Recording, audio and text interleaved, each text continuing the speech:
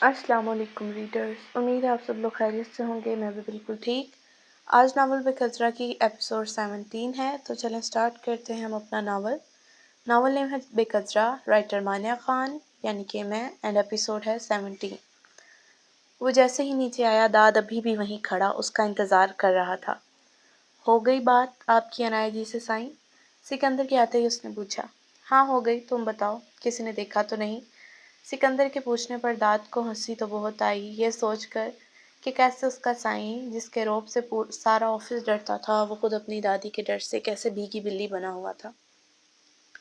नहीं साईं, किसी ने नहीं देखा।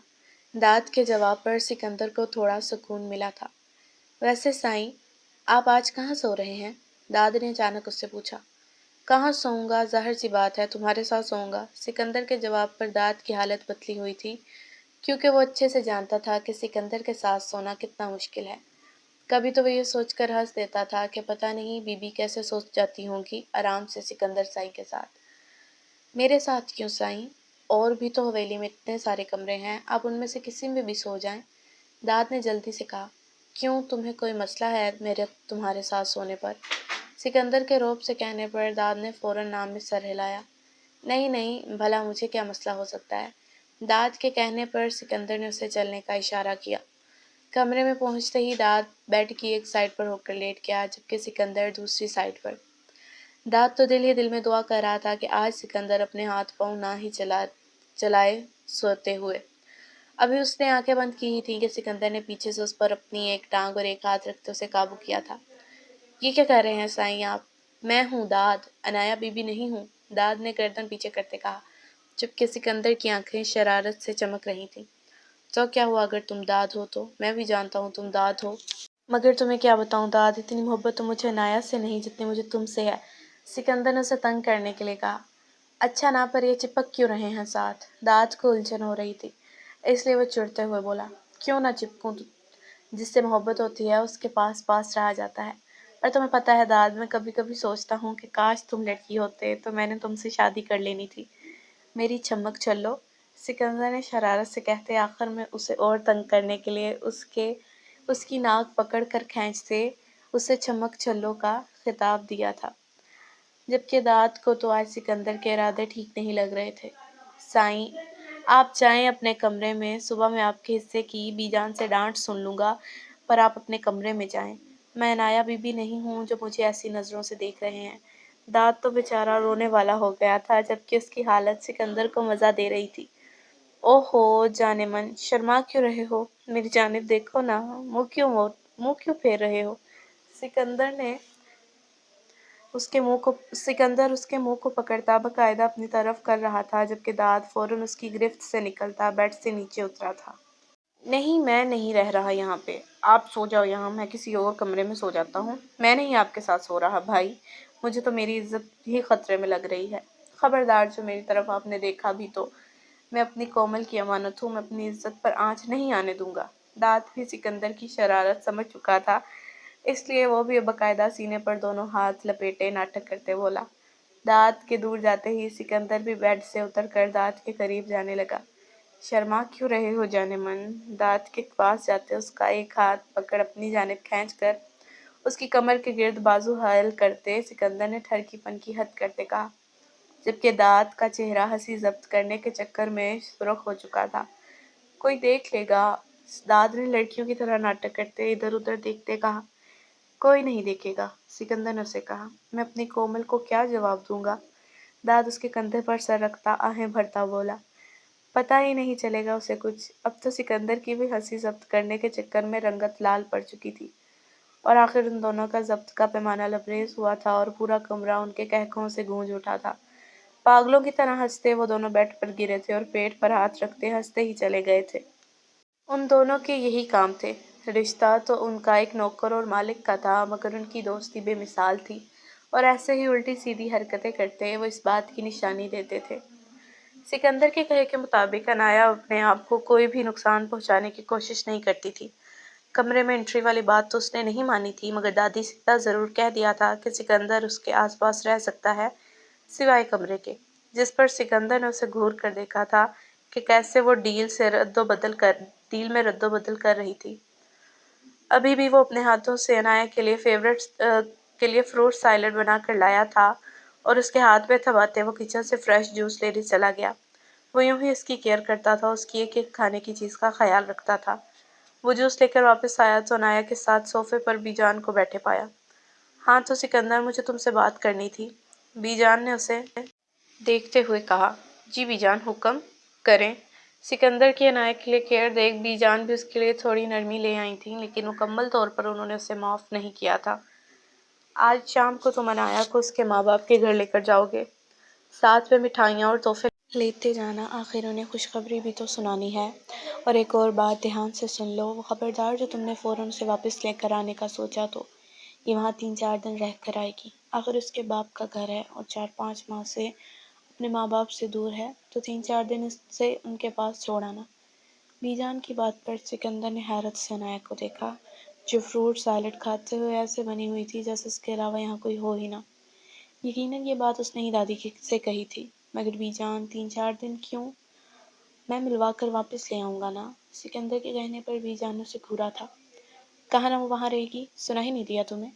بی جان کے غصے سے کہنے پر سکندر نے فوراً ہاں میں سر ہلایا۔ ٹھیک ہے تو پھر میں بھی وہاں ہی رہوں گا جتنے دن یہ وہاں رہے گی۔ سکندر کی بات پر بی جان نے پاؤں میں پہنی چپل اتاری تھی۔ بتاؤں میں تجھے تو وہاں رہے گا کہ نہیں؟ خبردار جو تو نے وہاں رہنے کا سوچا بھی تو بچی کو وہاں چھوڑ کر تو خود واپس آئے گا۔ مگر دادی، اس کی ڈائٹ پلان میں کوتاہی ہو جائے گی۔ سکندر نے بی جان کی بات پر جلدی سے بہانہ گھڑتے کہا، تو مجھے زیادہ نہ سکھا۔ جس کے پاس چھوڑنے جا رہا ہے نا، وہ ماں باپ ہیں اس کے، انہیں زیادہ پتہ ہے اپنی بیٹی کا خیال کیسے رکھنا ہے، اور اس کی ماں کو تجھ سے زیادہ اس کی فکر ہوگی، وہ خود خیال رکھ لے گی اس کا۔ سنا تم نے؟ بی جان کے رعب سے پوچھنے پر سکندر نے نہ چاہتے ہوئے بھی ہاں میں گردن ہلا دی تھی۔ اب وہ کیا ہی کر سکتا تھا جب اس کی دادی نے حکم دے دیا تھا۔ وہ بس تھوڑی دیر میں ہی نکلنے والے تھے، کومل سے کہہ کر دادی نے عنایہ کا 3-4 دن کے لیے سامان پیک کروا دیا تھا، اور ابھی کومل وہ سامان لیے لاؤنج میں صوفے پر بیٹھی عنایہ کے پاس آئی اور سامان والا بیگ اس کے پاس رکھ کر واپس جانے لگی تو عنایہ نے اسے آواز دے کر روکا تھا۔ میری بات سنو کومل۔ عنایہ کے روکنے پر وہ رک گئی تھی۔ میں 3-4 دن سے دیکھ رہی ہوں تم مجھ سے بات نہیں کرتی، کیا مجھے وجہ بتاؤ گی؟ عنایہ نے سر جھکائے کھڑی کومل سے پوچھا۔ میں یہاں کام کرنے آتی ہوں عنایہ بی بی، تو اپنا کام کرتی ہوں، مجھے کام کی تنخواہ ملتی ہے، بات کرنے کی نہیں۔ اگر آپ کو کوئی اور کام ہو تو مجھے بتائیے گا۔ کومل کی بات پر عنایہ نے اسے دیکھا۔ تم نے ابھی مجھے کیا کہا؟ عنایہ بی بی؟ میں نے تمہیں منع کیا ہے نا مجھے بی بی کہنے سے؟ عنایہ کے کہنے پر کومل نے اس کی جانب شکایتی نظروں سے دیکھا۔ کیونکہ آپ میری مالکن ہیں اور مالکن سے تمیز سے پیش آیا جاتا ہے۔ کومل کے جواب پر عنایہ نے اس کے قریب جاتے اس کا بازو تھاما تھا۔ مگر ہم تو دوست ہیں نا؟ عنایہ کے کہنے پر کومل ہلکے سے ہنسی تھی۔ نہیں عنایہ بی بی، آپ نے مجھے کبھی دوست سمجھا ہی نہیں۔ اگر دوست سمجھتی تو خودکشی کرتے ہوئے دھیان رکھتی کہ آپ کو تکلیف پہنچنے سے آپ کی دوست کو بھی تکلیف ہوگی۔ مجھے پتہ ہے کہ وہ وقت مجھ پر کس طرح سے قیامت کی طرح گزرا ہے۔ میں، سکندر سائیں، داد، ہم تینوں کی جان بنی ہوئی تھی آپ کی حالت پر، لیکن آپ کو تو پرواہ ہی نہیں تھی۔ میں جانتی ہوں سکندر سائیں نے غلط کیا آپ کے ساتھ، لیکن اس سب میں میرا کیا قصور تھا؟ انہیں تکلیف دینے کے چکر میں آپ مجھے بھی تکلیف دے رہی تھی۔ بات کرتے ہوئے کومل کی آنکھوں میں آنسو آ گئے تھے، جبکہ عنایہ کو بھی شرمندگی نے گھیرا تھا۔ واقعی اس نے خودکشی کے وقت نہیں سوچا تھا اس سے محبت کرنے والے بھی تو ہیں جنہیں اس کی اس حرکت پر تکلیف ہوگی۔ نہ کومل کے بارے میں سوچا، نہ امی اور ابو کے بارے میں۔ سوری کومل، میں مانتی ہوں میں نے غلط کیا ہے، لیکن آج کے بعد میں ایسا کبھی نہیں کروں گی۔ پلیز مجھے معاف کر دو۔ عنایہ کے ہاتھ جوڑ کر معافی مانگنے پر کومل نے جلدی سے اس کے ہاتھ تھامے تھے۔ ایسے نہ کہیں عنایہ جی، کومل نے جلدی سے اسے منع کیا۔ تو تم نے مجھے معاف کر دیا؟ عنایہ نے اس کی طرف دیکھ کر کہا۔ جی میں نے معاف کر دیا۔ کومل کے ہنس کر کہنے پر عنایہ کو سکون ملا تھا۔ چلو آج تو میں جا رہی ہوں، 3-4 دن بعد واپس آؤں گی، پھر ملاقات ہوگی تم سے۔ عنایہ کی بات پر کومل ہنسی تھی۔ نہیں، میں بھی جا رہی ہوں، آج تو 4 دن بعد ہماری ملاقات نہیں ہوگی کیونکہ میں واپس نہیں آ رہی۔ کومل کے کہنے پر عنایہ کو حیرت ہوئی تھی۔ کیوں، تم واپس کیوں نہیں آ رہی؟ اس نے پریشانی سے پوچھا۔ میری شادی میں کچھ دن ہی رہ گئے ہیں نا، اس لیے میں گھر رہوں گی۔ اماں کہتی ہیں جو لڑکی شادی سے پہلے گھر سے نکلنا بند کر دے، اس لڑکی پر شادی کے دن بہت روپ آتا ہے۔ کومل کے جواب پر عنایہ کے چہرے پر مسکراہٹ بکھری تھی۔ چلو بہت بہت مبارک ہو تمہیں تمہاری شادی کی، اس نے اس کے گال پر ہاتھ رکھتے محبت سے کہا۔ پتہ ہے ہماری شادی کا سارا انتظام سکندر سائیں کروا رہے ہیں، بارات، ولیمہ، مہندی، سب کچھ وہ خود ہی کروا رہے ہیں۔ سکندر کے ذکر پر عنایہ کے چہرے پر آئی مسکراہٹ ختم ہوئی تھی۔ چلو تم خوش رہو، اللہ تمہیں ڈھیر ساری خوشیوں سے نوازے، عنایہ کے دعا دینے پر کومل نے آمین کہا تھا۔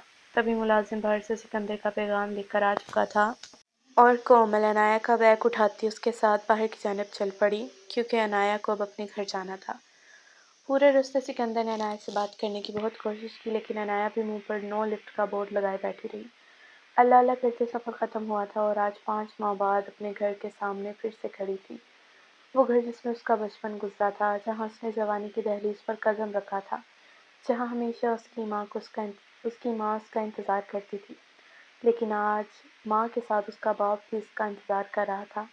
یہ احساس اس کے اندر عجیب سی خوشی پیدا کر رہا تھا۔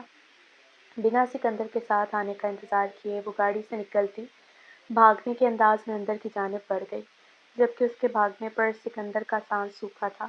عنایہ آرام سے جاؤ، گر جاؤ گی، اس نے پیچھے سے ہی اسے آواز دے کے کہا، جس پر عنایہ نے بھی فوراً بھاگنا بند کر دیا، مگر چلنے کی رفتار اس کی تیز ہی تھی۔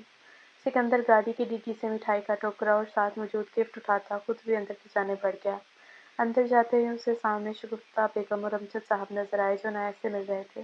وہاں پر ٹیبل پر سارا سامان رکھتا وہ سیدھا ہوا تو اسے دیکھتے امجد صاحب اس کی جانب آئے اور اس سے بغل گیر ہوئے تھے۔ کیسے ہو برخوردار؟ انہوں نے خوش دلی سے سکندر سے پوچھا، جس کا جواب سکندر نے بھی خوش دلی سے دیا تھا۔ اسے آج امجد صاحب پہلے سے کافی بہتر لگے تھے، شاید اس دن عنایہ سے ملنے کے بعد ان کی حالت میں کافی بہتری آئی تھی۔ شگفتہ بیگم سے بھی ملتے وہ وہیں صوفے پر بیٹھ گیا تھا۔ ارے بیٹا، یہ مٹھائی اور تحفوں کی کیا ضرورت تھی؟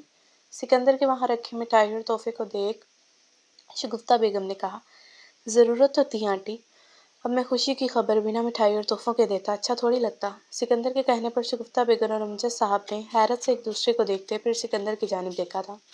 کون سی خوشی کی خبر بیٹا؟ امجد صاحب نے مسکراتے ہوئے پوچھا۔ یہی کہ بہت جلد آپ نانا بننے والے ہیں۔ سکندر کے جواب پر شگفتہ بیگم اور امجد صاحب کی خوشی کا تو کوئی ٹھکانہ نہیں نہ رہا تھا۔ شگفتہ بیگم تو فوراً اٹھتی عنایہ کے پاس آئیں اور جو شرمائی سی وہاں بیٹھی تھی وہ اس کی بالائیں لیتی اس کے ماتھے پر پیار کرنے لگیں۔ امجد صاحب بھی فوراً اٹھتے عنایہ کے قریب گئے اور جیب سے ہزار کے چند نوٹ نکال کر فوراً اس کا صدقہ نکالا تھا اور پھر سکندر کے پاس آتے اس کے گلے ملتے اسے بھی مبارکباد دی تھی۔ شگفتہ بیگم بھی سکندر کو پیار کرتی واپس عنایہ کے پاس بیٹھتی اسے ہدایات دینے لگیں، جس پر عنایہ نے معصوم شکل بنا کر اپنی ماں کو دیکھا تھا۔ سکندر بیٹا، اب تو کچھ دن عنایہ کو یہاں چھوڑ جاؤ، شگفتہ بیگم نے بڑی آس سے کہا۔ جی آنٹی، عنایہ کو ہی یہاں چھوڑنے آیا تھا۔ دراصل دادی کا حکم تھا کہ عنایہ کو 3-4 دن کے لیے آپ لوگوں کے پاس چھوڑ آؤں تاکہ وہ آپ لوگوں کے ساتھ کچھ دن رہ سکے۔ سکندر کے جواب پر امجد صاحب اور شگفتہ بیگم دونوں کو بہت خوشی ہوئی تھی۔ 3-4 گھنٹے وہاں ان کے ساتھ گزارتے کھانا کھانے کے بعد سکندر واپس حویلی کے لیے روانہ ہو چکا تھا۔ اس کا دل تو نہیں تھا واپس آنے کا، لیکن دادی کا ڈر بھی تھا۔ آنے سے پہلے وہ عنایہ کو ہدایات کرنا نہیں بھولا تھا، جبکہ شگفتہ بیگم نے اسے یقین دلایا تھا کہ وہ عنایہ کا اچھے سے خیال رکھ لیں گی۔ سو ریڈرز، یہ تھی ہماری آج کی ایپیسوڈ نمبر 17۔ امید ہے آپ لوگوں کو اچھی لگی ہوگی۔ اچھی لگی ہو تو لائک کرنا ہے، کمنٹ میں بتانا بھی ہے کہ کیسی لگی، اور چینل سبسکرائب نہیں کیا تو کر لیجئے، بیل آئکن کو کلک کر لیجئے گا تاکہ نیو آنے والی ایپیسوڈز آپ کو ملتی رہیں ماشاءاللہ۔ اینڈ انشاءاللہ یہ ہمارا ناول بھی کمپلیٹ ہونے والا ہے، تو ہم نیکسٹ ناول بھی اپنا سٹارٹ کرنے والے ہیں جو کہ ونی بیس پہ ہوگا، تو انتظار کیجئے اس ناول کا بھی اور اس ناول کے بھی ختم ہونے کا انتظار کریے۔ تو انشاءاللہ جلدی ہی ہم اپنا ونی بیس ناول بھی سٹارٹ کر لیں گے جس کا نام ہوگا ہوک۔ تو اللہ حافظ اور اپنا خیال رکھیے گا۔